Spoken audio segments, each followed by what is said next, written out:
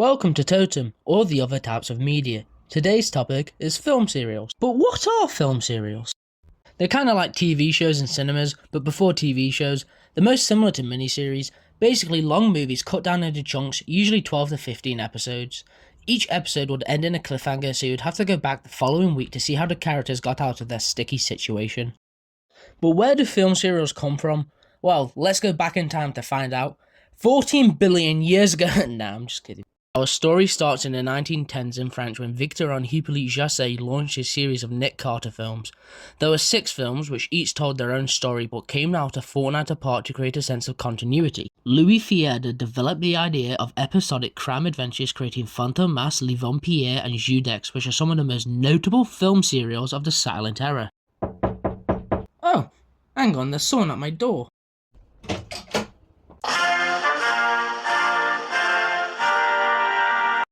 In 1912, America made their first film serials as extensions of magazines and newspaper stories.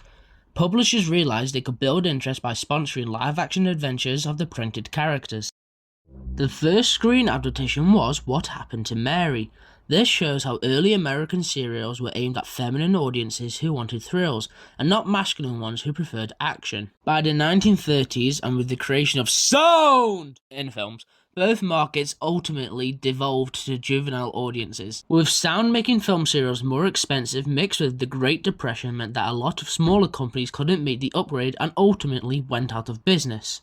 Mascot Pictures made the transition and produced the first talking serial King of the Congo in 1929. Later on in 1935, Mascot Pictures merged with several other companies to form Republic Pictures. In 1936, the golden age of serials kicked out with the success of Universal's Flash Gordon. Flash Gordon was so successful he went on to have 2 sequels and inspired Columbia Pictures, inspired by the success of Flash Gordon, worked with the Wise brothers to make 4-chapter plays.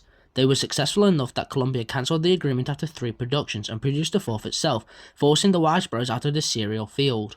This meant that there were 3 main companies in serial production by 1937, Universal, who's been here since the silent era, Columbia, and Republic. Each company had its own following. Republic was known for its well-staged action scenes and spectacular cliffhanger endings. Universal broadened its serial's appeal by casting stars of feature films, and Columbia specialised in screen adaptations of radio, comic book and detective fiction adventures. The studios turned out 4 serials a year, all with 12 to 15 episodes each. They would keep up this pace until the end of World War II. In 1946, Universal did away with all low-budget productions, which included film serials. Universal's last serial was The Mysterious Mr. M.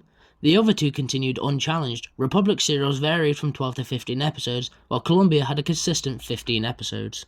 By the 1950s, money was low for both companies, with them using a lot of old footage in new serials. Republic also cut the length of chapters from 1800 feet or 20 minutes to 1200 feet or 13 minutes and 20 seconds, and could no longer license expensive radio and comic strip characters. Republic's last serial was King of the Carnival in 1955, a reworking of 1939's Devils of the Red Circle.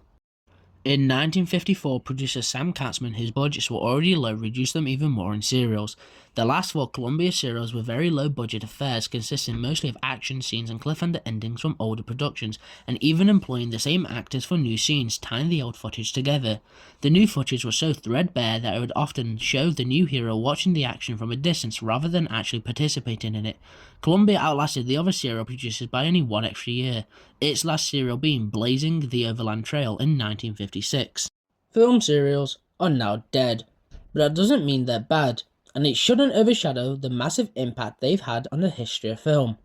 Film serials were the first step in bringing us modern-day TV shows, which have created some of the best content the world has ever seen, and they should be remembered for the great impact that they've had on the world.